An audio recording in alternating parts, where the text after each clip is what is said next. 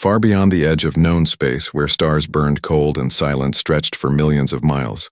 The Galactic Union ruled with quiet authority. It was a vast alliance of alien species, bound by peace treaties, trade routes, and old histories. War had been left behind centuries ago, or so they believed. Among the many legends whispered in academy halls and late-night bars was one that always made cadets laugh: the story of humans. No one alive had ever seen one. They were said to be primitive, violent, and unpredictable.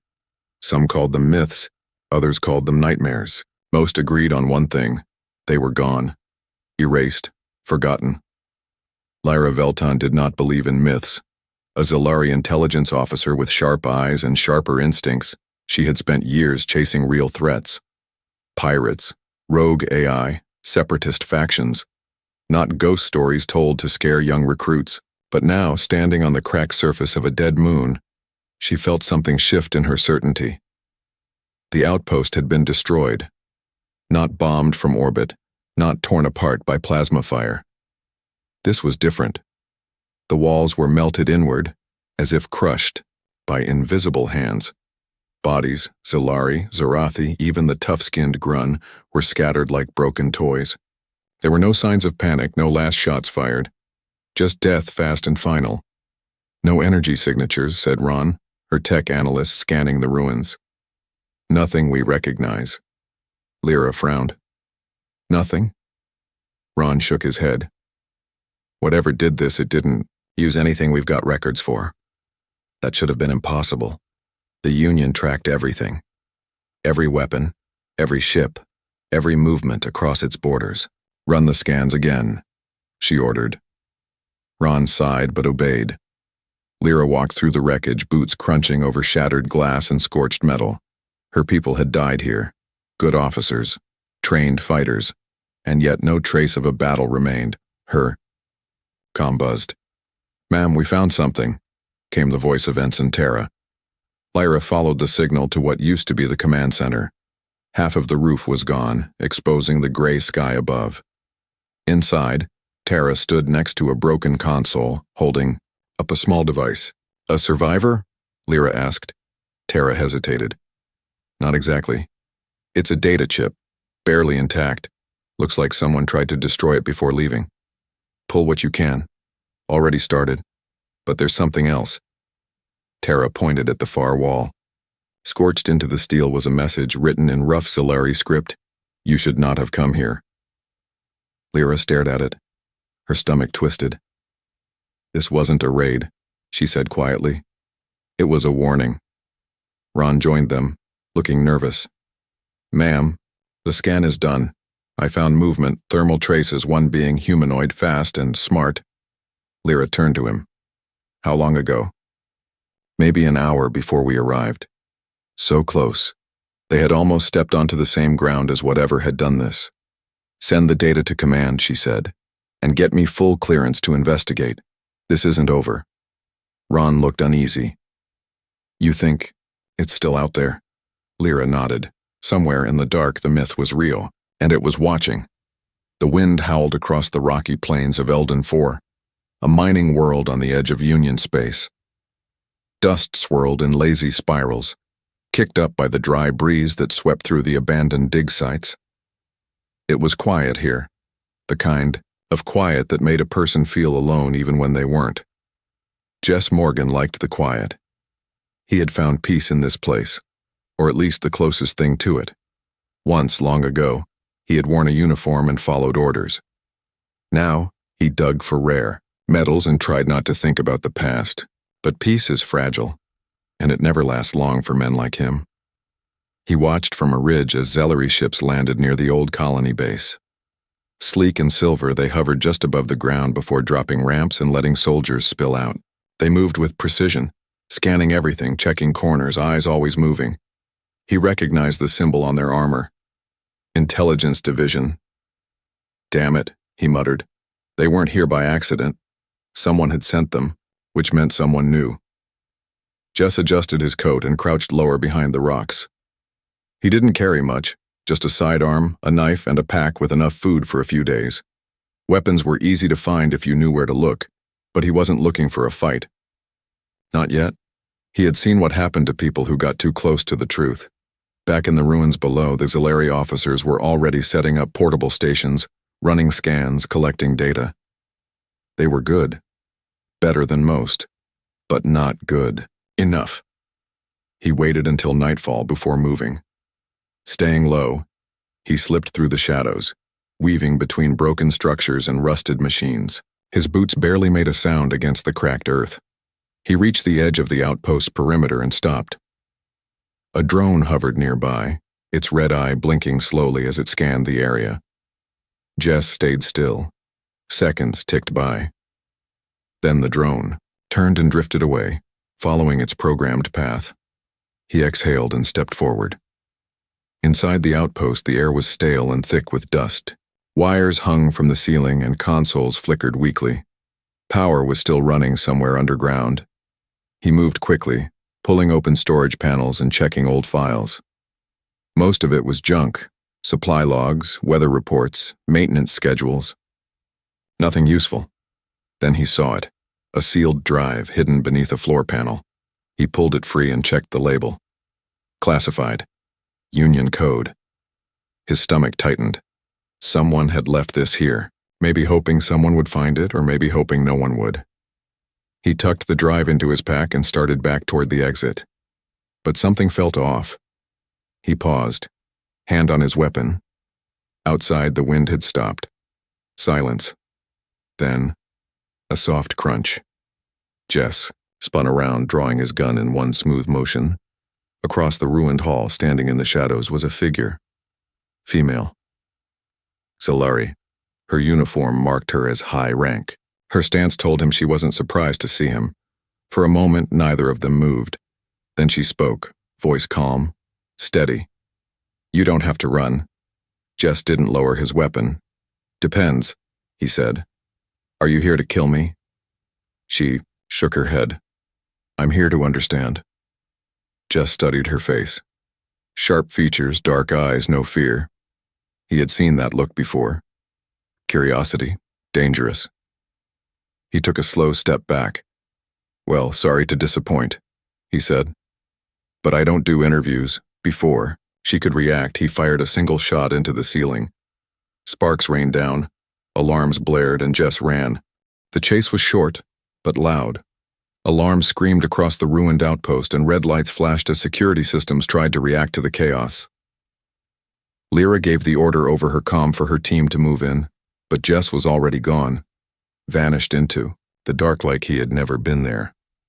By the time the Zalari soldiers reached the spot where he had stood, there was nothing left but the echo of his footsteps and the smell of scorched metal from the shot he fired. "He's fast," said Ron, scanning the area with his handheld device. "Thermal trail ends here. He must have used something to mask his heat." Lyra looked around. The outpost was old, full of broken machines and rusted tools. It would be easy to hide in a place like this, if you knew how. "Set up perimeter drones," she ordered. "I want motion sensors covering every exit point. If he's still here, we find him." Her voice was calm, but inside her mind raced. She had seen him, spoken to him, and he hadn't tried to kill her. That meant something. Back in the hills beyond the outpost, Jess moved quickly through the dry brush, his breath steady, his step silent. He didn't stop until he was sure he was far enough away. He crouched behind a rock and pulled out the data drive. Whatever was on this thing, it was important enough for the Union to send a high-level officer to look for it. That alone made him nervous. He reached into his pack and pulled out a small scanner. It wasn't much, just a scavenged piece of tech he had fixed himself, but it worked well enough. He plugged in the drive. Lines of text flickered onto the screen. Project Titan. His jaw tightened. He had hoped those files were destroyed. More names appeared. Names he recognized. Some were dead. Others, maybe not. His fingers curled into a fist. They were looking for more than just him. Meanwhile, back at the outpost, Lyra reviewed footage from her suit cam. She played the moment over and over. The way Jess moved, the way he held his weapon, the way he spoke. He wasn't just a man hiding from the past, he was trained and dangerous. "He's military," she said aloud. Ron looked up. You think he served? No, she replied. I think he was the mission. Ron frowned. What does that mean? She didn't answer right away. Instead, she turned to her console and started digging deeper into the data they had recovered. If this man, this human, had been erased from history, then someone had gone to great lengths to make sure no one found him. But now she had, and she wasn't going to stop. 2 nights later, Jess sat by a small fire in a hidden cave reading through more of the files. What he found chilled him. Project Titan hadn't ended when he thought it had. Someone had kept it alive, and worse, they were looking for the others. He closed the file and stared into the flames. He had spent years trying to forget who he was, trying to live like a normal man. But the past had a way of finding you. And now, it had found them. Far above, in orbit, a Zalari ship received new orders. Lyra's request for full access to classified records had finally been approved. Whatever secrets had been buried, they were about to come to light, and neither she nor Jess would ever see the galaxy the same way again. 8. Write Part 4 of 650 words in a separate document, and it should be interesting, and write it in third-person style. And it should be in simple and basic English. Use simple and basic English and without hating Quen 3235B A22B254. She thought human warriors were only myths until she met one part for Lyra sat alone in her quarters aboard the Zalari cruiser Valaris, and the dim light casting soft shadows across the metal walls. The data drive was plugged into her private terminal, lines of text scrolling past her tired eyes. She had been reading for hours, and still, the deeper she went, the less sense it all made. Project Titan wasn't just a failed experiment. It was a weapon, one the Union had tried to erase from history. The files described genetic enhancements, neural conditioning, and combat training beyond anything she had ever seen. Humans weren't just violent by nature. They were made to be soldiers. And Jess Morgan, he was one of the first.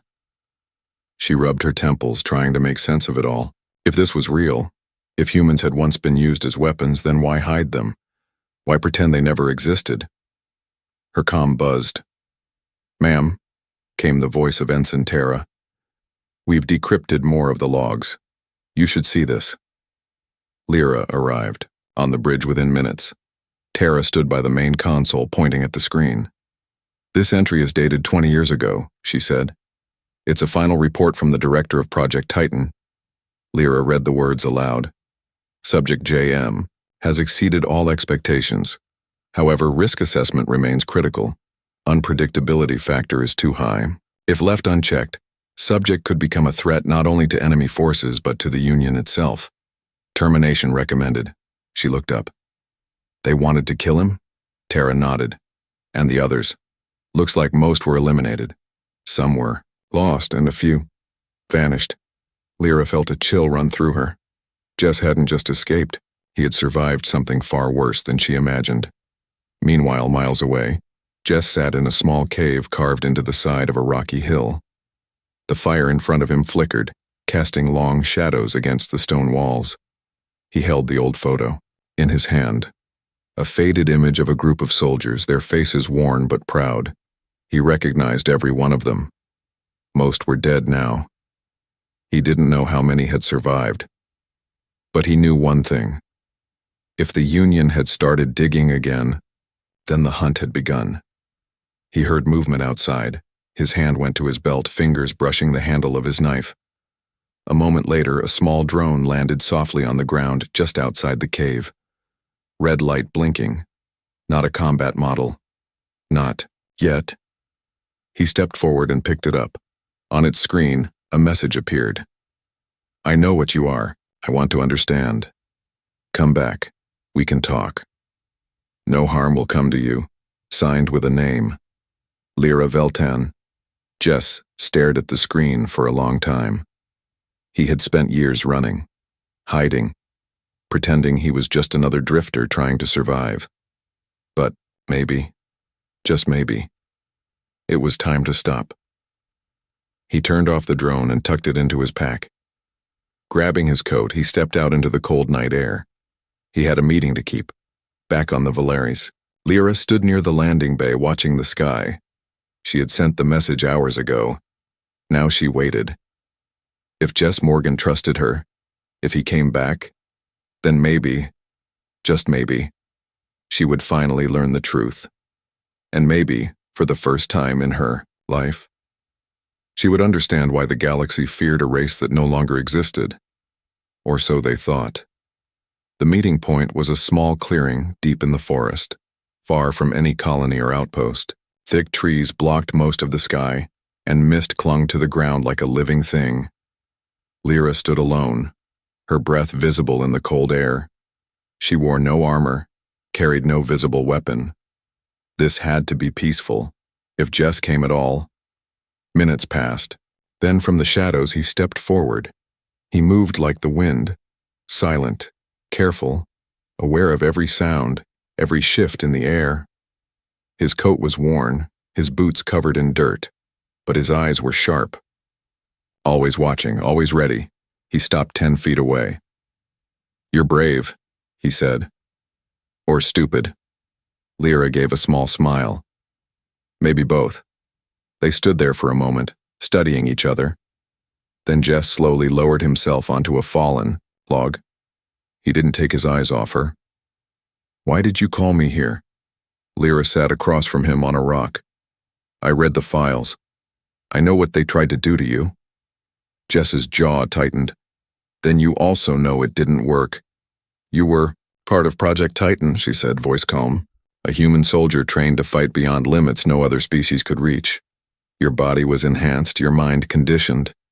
You weren't just soldiers. You were weapons." Jess didn't answer right away. He looked into the woods, as if remembering something far away. "We were more than that," he said finally. "We were men, women, people, until they decided we were too dangerous." Lyra leaned forward. "Why? What made you so dangerous?" He gave a short laugh. "Because we didn't follow orders blindly. Because we adapted faster than anything else out there. Because we didn't fear death, we used it." His voice dropped lower. "And because when we fought, we won." Lyra swallowed. She had seen the reports. The bodies left behind after battles where humans had been deployed. Not just dead enemies, but crushed ones. Broken ships, ruined bases, entire fleets wiped out by small teams. "Then why hide you?" she asked. "Why erase your kind from history?" Jess looked at her like she should already know the answer. "Because we weren't controllable," he said. "And the Union doesn't like things it can't control." He paused, then added, "They shut down the program, killed most of us, scattered the rest." Lyra's heart pounded. "How many are still alive?" Jess didn't answer. Instead, he reached into his coat and pulled out a small metal chip. "This has logs," he said. "Names, missions, everything they tried to bury." He handed it to her. "But it's not just about the past," he warned.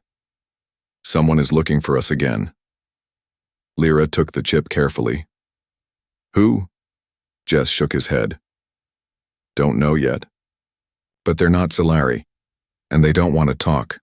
A silence stretched between them. Then Lyra looked up. "You don't trust me." Jess gave a half smile. "I don't trust anyone." "Then why come here?" He stood slowly. "Because maybe it's time someone knew the truth." Before she could ask another question, he turned and walked back into the trees. Within seconds, he was gone. Lyra sat there, staring at the place where he had vanished. In her hand, the chip felt heavier than it should have, and for the first time in her life, she wasn't sure if she wanted to know what was next. The meeting point was a small clearing deep in the forest, far from any colony or outpost. Thick trees blocked most of the sky, and mist clung to the ground like a living thing. Lyra stood alone, her breath visible in the cold air. She wore no armor, carried no visible weapon. This had to be peaceful, if Jess came at all. Minutes passed. Then from the shadows he stepped forward. He moved like the wind, silent, careful, aware of every sound, every shift in the air.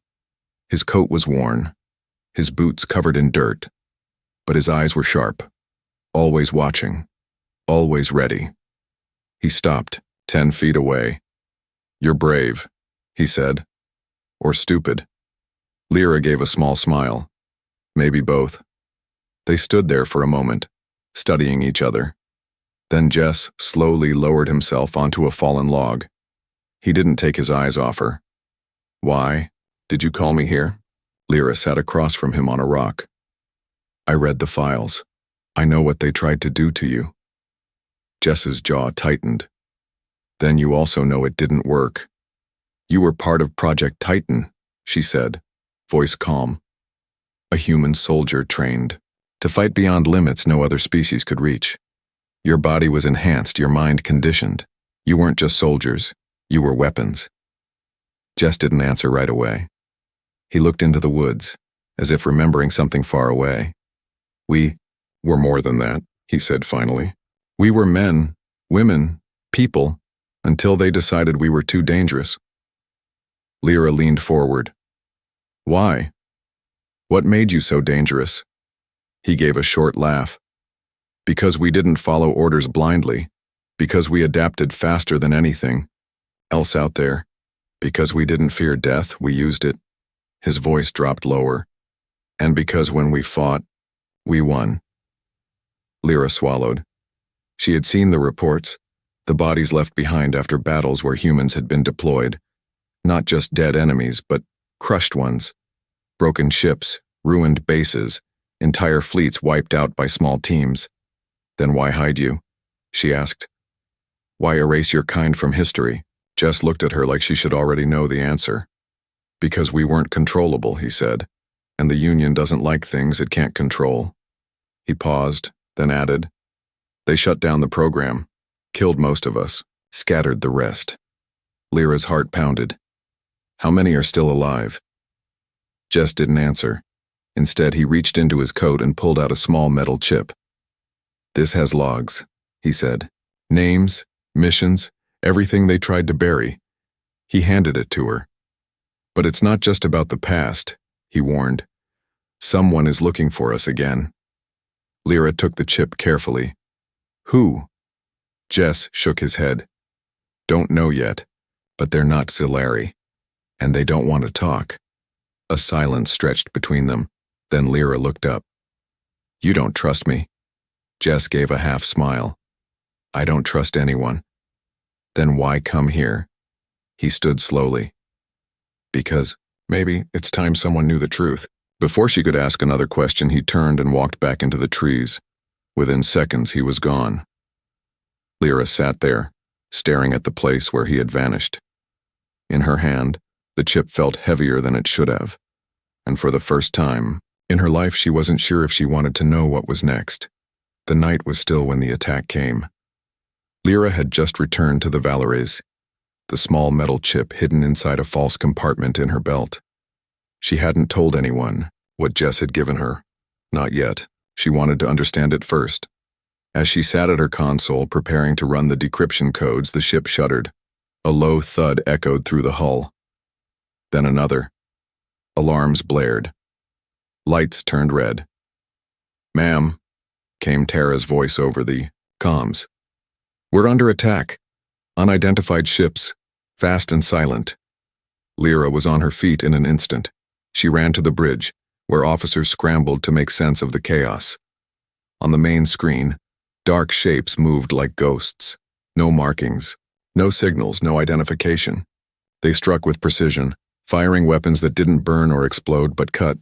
Clean, surgical, deadly.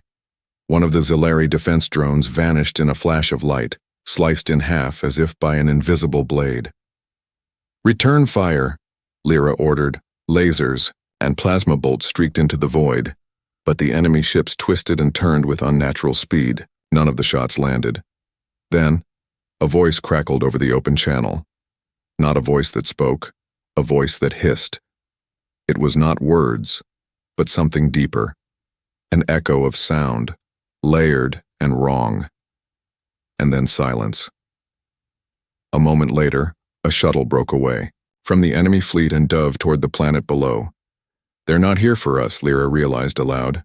They're after him.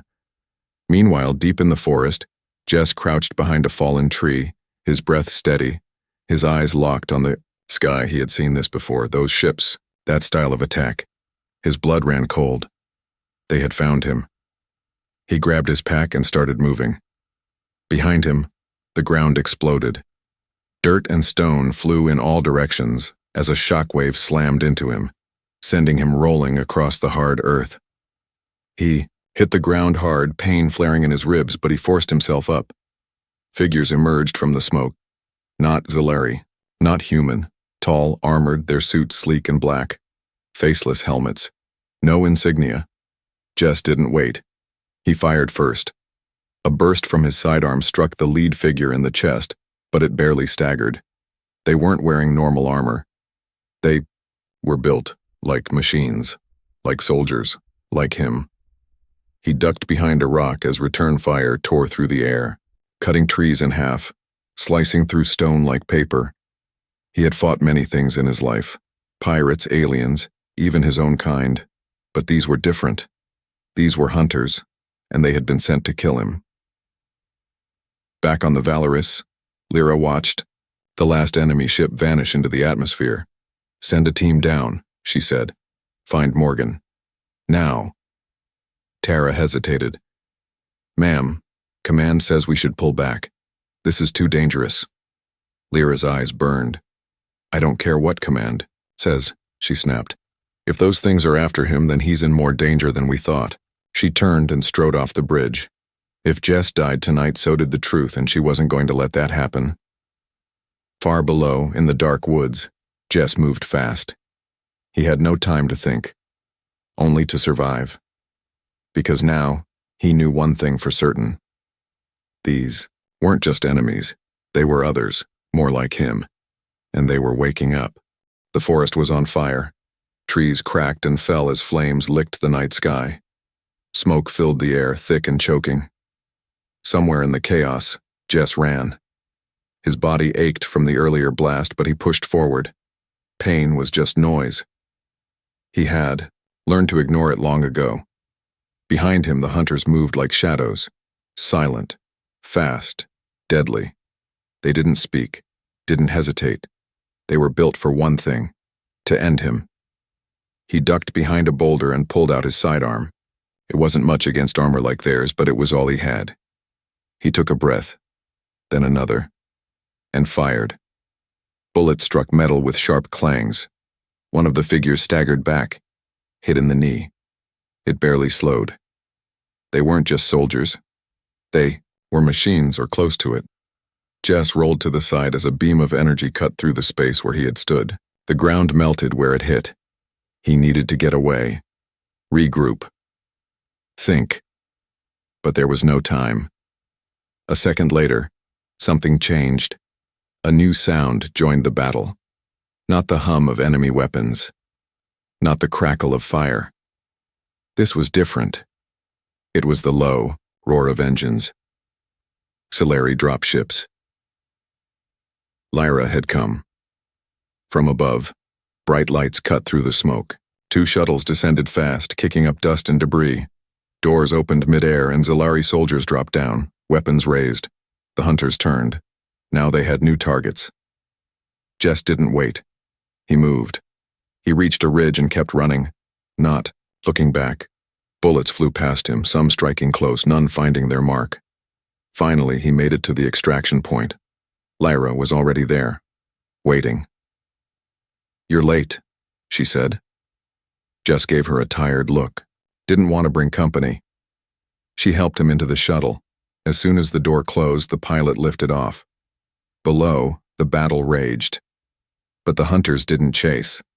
They vanished into the trees like ghosts. Only silence remained. Back, aboard the Valorous drawer, Jess sat in the medbay while a technician scanned his injuries. Nothing broken, just bruises and burns. Lyra stood nearby, arms crossed. Who were they? She asked. Jess looked at her. Like me. Her eyes narrowed. You mean humans? He shook his head. No, not exactly. They were made the same way, enhanced, trained, but they don't remember who they are. Someone wiped them clean and pointed them at me. Lyra felt a chill. So you're not the only one left. He exhaled slowly. I never was. Later that night in her quarters, Lyra stared at the chip Jess had given her. She had finally decrypted more of its contents, names, dozens of them. Some marked as terminated, others listed as missing, a few, like Jess, labeled only as active. She scrolled down until she found what made her blood run cold. One name stood out. Emily Tate. Status. Unknown next to it, a single line, last seen near Helios Void. She looked up. Helios Void, she whispered. It was deep in forbidden space, dangerous, uncharted, and if Emily Tate was still alive, then maybe others were too. She turned to her console and typed a message, requesting full access to restricted files, requesting clearance to travel beyond Union borders, requesting permission to find the truth. When she sent it, she knew command would say no, but she also knew she wouldn't listen, because now she understood. Humans weren't just myths. They were real, and they were waking up. The Valeries moved through the cold dark of space, its engines humming low as it slipped past the last known borders of Union territory. Behind them, the Zalari High Command had cut all contact. Lyra was officially off the grid, a rogue officer with no orders and no support, but she didn't care.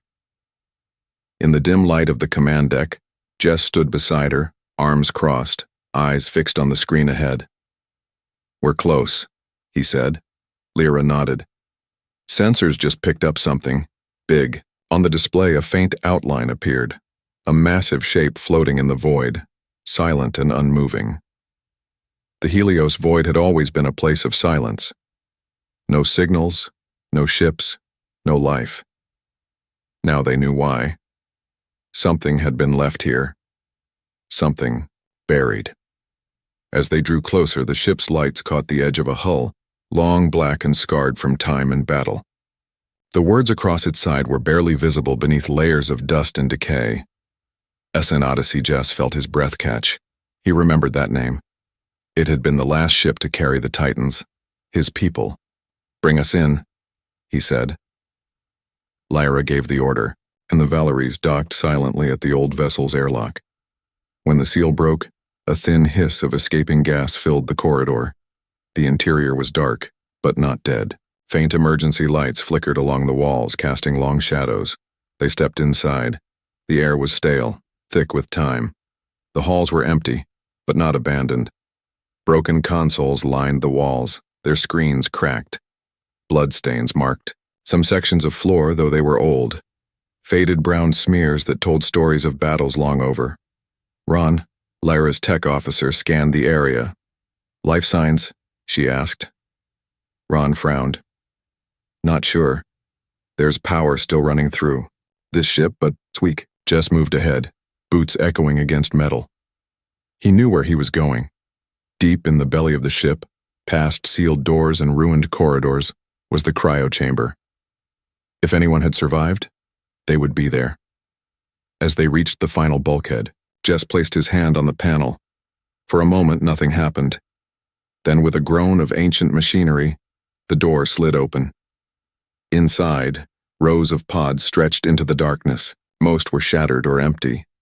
Some had remains inside, bodies frozen in time, never waking. But near the center of the room, 4 pods still glowed faintly blue, alive. Jess walked forward, stopping at the first pod. He looked inside. A woman lay, within, face pale, eyes closed. Her uniform was torn, but the symbol on her chest was clear, Project Titan. He turned to Ron. Can you wake her? Ron hesitated. I can try, but I don't know how stable the system is. Do it. Ron worked quickly, tapping commands into the console. Seconds ticked by. Then, with a hiss, the pod opened. Steam rolled out and the woman coughed once, then again. Her eyes fluttered open. For a long moment, she just stared at the ceiling. Then she sat up slowly, blinking. Where am I? Her voice was rough, unused for years. Jess stepped forward. "Welcome back," he said. "You've been asleep a long time." She looked at him, confused. Then recognition hit. "Jess?" He gave a tired smile. "Hey, Emily." Emily Tate looked around, taking in the ruined ship, the strangers watching her. And then she smiled. "Looks like I missed all the fun." Behind her, another pod opened. Another Titan was waking. And soon, more would follow. The Odyssey hummed with new life. Lights flickered on in long-dead corridors, power rerouted through broken systems. The ship was waking up, just like its passengers. Emily Tate stood in the middle of the cryo chamber, stretching her stiff limbs. Years, maybe decades, had passed since she had last walked these halls. Now they felt both familiar and strange. "How many more are still alive?" Jess asked as he watched her move. Emily looked around at the rows of pods. "Depends how lucky we got." Ron worked quickly at the control panel, running diagnostics. "I can try to bring up the rest, but some systems are unstable. If I push too hard, it could shut everything down." "Do it," Jess said. Ron nodded and tapped a final command. Across the room, more pods hissed and opened. Steam burst out in clouds, revealing figures inside. Some stirred slowly. Others sat up fast, eyes sharp, instincts kicking in after years of sleep. One by one, the Titans returned. Emily moved among them, checking faces, helping those who stumbled. Most were soldiers, some were engineers, a few were medics. All had once been part of Project Titan. They had been forgotten. Now, they were back. Meanwhile, aboard the Valera-C, Lyra stared at the reports coming in from Union space. Her message to command had gone unanswered. Instead, a fleet had been dispatched not to help but to stop them. "They know," she whispered. Tara stood beside her. "What do you mean?" Lyra pointed at the screen. "High Command has sent a strike force. They're not here to talk." Tara's face paled. "They're going to destroy the Odyssey." Back on the old ship, the newly awakened humans gathered in the main hall. Emily stood at the front, addressing them. "We've been asleep for too long," she said. "The world changed while we were gone. Maybe the galaxy doesn't remember us. Maybe it wants us gone." Jess stood beside her, arms crossed. "But we're here now," he added. "And someone wants us dead." A tall man with dark skin and scars across his arms stepped forward. "Then let him come." Murmurs of agreement spread through the group. These weren't ordinary people. They were soldiers, warriors, and they didn't run. Ron approached Jess and Emily holding a data pad. "I found something else," he said. "Buried deep in the ship's core. Looks like it was left behind before the shutdown." He handed over the pad. Jess scanned the file. It was an order. Activate all Titans upon detection of auxiliary aggression. His eyes narrowed. "They didn't just leave us here," he said. "They waited for this moment." Emily read over his shoulder and grinned. "Well then," she said. "Looks like we have a job to do." Hours later, the Valeries picked up movement. "What is it?" Lyra asked. Tara checked the sensors. "Multiple ships launching from the Odyssey. They're arming up." Lyra exhaled. The Titans were ready for war, and they weren't going to hide anymore. As the first of the recovered fighters soared into space, Jess stood on the bridge of the Odyssey, watching the stars ahead. Emily joined him. "You think they'll fight?" she asked. Jess smirked. "They already are." Outside, the sky burned with the light of engines firing. Humanity was awake, and the galaxy was about to remember why it feared them. The stars burned bright above the Odyssey, but the peace of space was broken. War had returned. Union ships arrived in force, sleek and silver, their weapons powered and ready. They formed a line across the void, blocking any escape. "Commander," Phelan's voice came through the open channel, cold and firm. "This is your final warning. Power down your systems and prepare for containment. Resistance will be met with full force." On the bridge of the Odyssey, Jess Morgan stood with his arms crossed, staring at the screen. Behind him, Emily Tate leaned against a console, smirking. "They still think we're ghosts," she said. Stories told to scare kids. Jess looked at her. Then let's show them the truth. He turned to the crew of awakened Titans. Some wore old uniforms. Others had scavenged armor or patched up what they could find. None of it mattered. They were ready. Ron worked quickly at the main terminal, linking the recovered fighters into a single command net. We've got 20 active ships, he reported. Not much compared to their fleet, but enough. Lyra stood nearby, watching the Union ships with a heavy heart.